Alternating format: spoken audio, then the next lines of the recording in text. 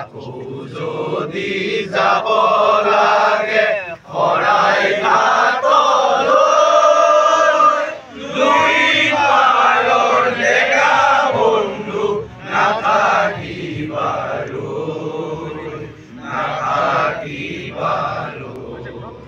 বন্ধু নাথাকিবালৈ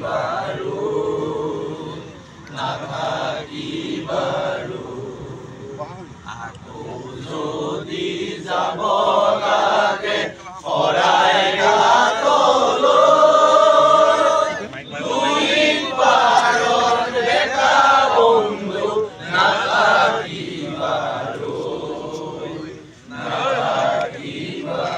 এই মুহূৰ্তত আমি ঢিঙত উপস্থিত আছোঁ আৰু আমি প্ৰথমতে এটা কথা উল্লেখ কৰিব বিচাৰিছোঁ যে ঢিঙত খিলঞ্জীয়া যিসকল লোক আছে তেওঁলোক বৰ্তমান প্ৰাণৰ শংকাত ভুগিছে। ইয়াৰ মূল কাৰণ এটাই যে একাংশ যি মিয়া মাতাব্বৰ সেই মাতাব্বৰৰ বাবে তেওঁলোকে এতিয়া প্ৰাণৰ শংকাত ভুগিবলগীয়া হৈছে আৰু বৰ্তমান সময়ত বীৰ লাচিত সেনা ওলাই আহিছে। ইয়াৰ যিসকল খিলঞ্জীয়া লোক তেওঁলোক ওলাই আহিছে আৰু তীব্ৰ প্ৰতিবাদ কাৰ্যসূচীত অংশগ্ৰহণ কৰিবৰ বাবে আহিছে।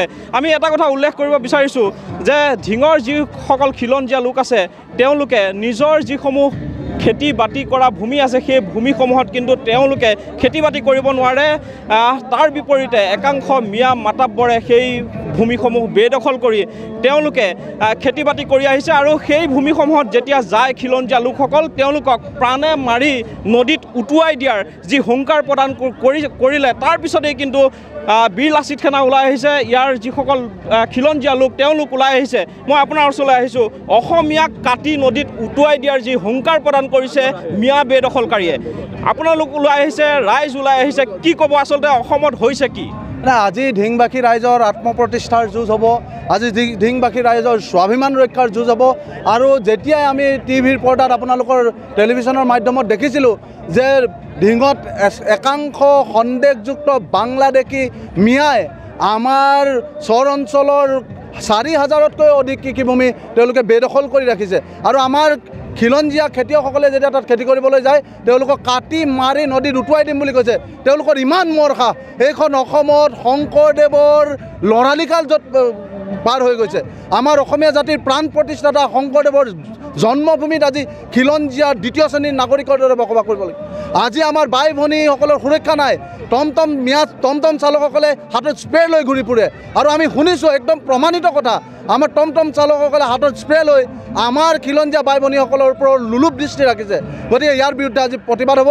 তেওঁলোক কোনো মাতব্বৰ নহয়, তেওঁলোক বাংলাদেশী মূলৰ অবৈধ মিয়া আৰু এই মিয়াৰ বিৰুদ্ধে আজি গৰ্জন হ'ব। যেতিয়ালৈকে অসম চৰকাৰে আমাৰ খিলঞ্জীয়াসকলৰ ভূমি বেদখলমুক্ত কৰি খিলঞ্জীয়াৰ হাতত গতাই নিদিব তেতিয়ালৈকে ইয়াৰ প্ৰতিবাদ চলিব।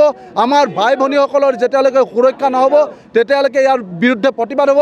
আৰু এটা কথা মন কৰিব, এই ঢিঙতেই মহিৰাবাৰী থানা জ্বলাই দিয়া হৈছিল, এই ঢিঙতে বৰদোৱা থানা জ্বলাই দিয়া হৈছিল। বৰদোৱা থানা জ্বলাই দিয়া, মহিৰাবাৰী থানা জ্বলাই দিয়া এইসকল কোন? এই সকলোতো সন্দেহযুক্ত বাংলাদেশী মিয়া মানুহ। গতিকে আমি তেওঁলোকৰ তলতে সদায় জীয়াই থাকিম নেকি? তেওঁলোকৰ বিৰুদ্ধে প্ৰতিবাদ নহ'ব নেকি? আজি প্ৰতিবাদ হৈছে, প্ৰতিবাদ হ'ব। আজি ঢিঙৰ খিলঞ্জীয়া ৰাইজ ওলাই আহিছে। ঢিঙৰ খিলঞ্জীয়া হাজাৰ হাজাৰ ৰাইজ আজি ওলাই আহি ইয়াৰ বিৰুদ্ধে প্ৰতিবাদ হৈছে, গৰ্জন হৈছে। যেতিয়ালৈকে আমাৰ ঢিঙৰ খিলঞ্জীয়া ৰাইজ মূৰ তুলি যাই থকাৰ পৰিৱেশ নহ'ব তেতিয়ালৈকে ইয়াৰ প্ৰতিবাদ হ'ব। আৰু খিলঞ্জীয়া জাতিসত্তাই অসমৰ ভূমিত অনাদি অনন্তকালৰ বাবে মূৰ তুলি যাই থাকিব পাৰিব লাগিব।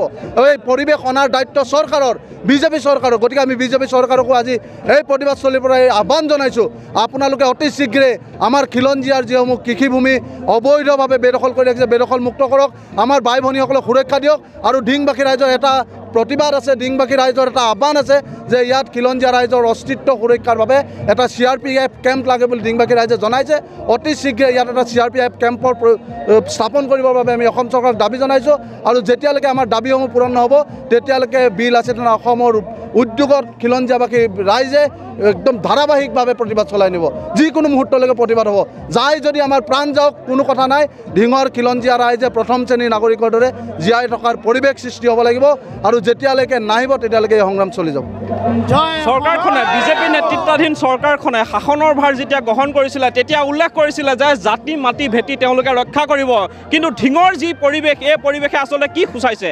এই পৰিৱেশে কি সূচাইছে সেয়া প্ৰতিগৰাকী প্ৰতিগৰাকী জনপ্ৰতিনিধিয়ে মন কৰাটো প্ৰয়োজন মই আপোনাৰ ওচৰলৈ আহিছোঁ ঢিঙত যিহেতু আপোনালোকে বসবাস কৰে আপোনালোকৰ বৰ্তমান সময়ৰ যি পৰিৱেশ কি দেখা পাইছে পৰিৱেশ মানে বহুত বেয়াই দেখি আছোঁ আগতে আমি মথাউৰিৰ ওপৰতে গৈ ব্ৰহ্মপুত্ৰত খানা খাবলৈ গৈছিলোঁ এতিয়া আমাক সেইখিনি বন্ধ হ'ল সেইখিনি বন্ধ হোৱাৰ পিছত মানে সিহঁত আমাৰ ওচৰলৈ আহিহে আছে কোনোফালে আমি ওলাব কৰিব নোৱাৰোঁ খেতি বাতি কৰিব নোৱাৰা হ'লোঁ সকলো মানুহবিলাকতে হাত ভৰি কুঙা হ'লা কি কৰিম এতিয়া বহি থকা হ'লোঁ উপায়টো নাই তেনেকৈ আমি চলিব লাগে আপোনালোকৰ মাটি বাৰী আছে নাই আমাৰ মাটি বাৰী নাই ধৰক তথাপিতো আমি ধৰক বিলাকৰ মিয়া যিবিলাক হেৰি শুনিছোঁ সেইবিলাক শুনি আমি ধৰক হেৰি কৰিবলৈ বিচাৰোঁ কিন্তু মাজতে সেয়া যেনেকৈ ছোৱালী এজনী ঘৰখন কৰিছে আমাৰ সেয়া হেৰি ধৰক স্প্ৰে মাৰি পেলাই মোক ঘৰ হেৰি কৰি নিছে মিয়া আছে তাত যোগদান সেইবিলাক কৰি পেলাই আমাক বহুত অত্যাচাৰ কৰিছে এজনী ছোৱালী সেয়া ঘৰখন কৰি পেলাই মাৰিয়েই পেলোৱাৰ নিচিনা হৈছে সেইজনী ছোৱালী কোনোমতে এতিয়া ভাল হৈছে আকৌ মাইকী মানুহ এজনীটো মৰিয়ে গ'ল সেইবিলাক চব এটাৰ পিছত এটাকৈ ঘটনা সংঘটিত হৈছে কিন্তু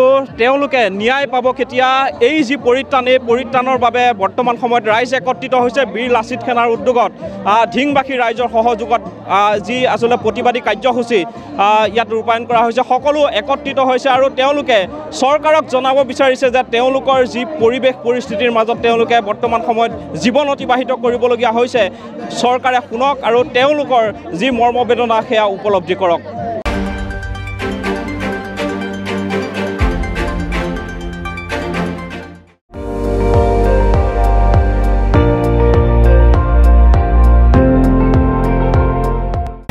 আপুনি চাই আছে ND24 সৰ্বশ্ৰেষ্ঠ নহয় সৰ্বোত্তমৰ দৌৰত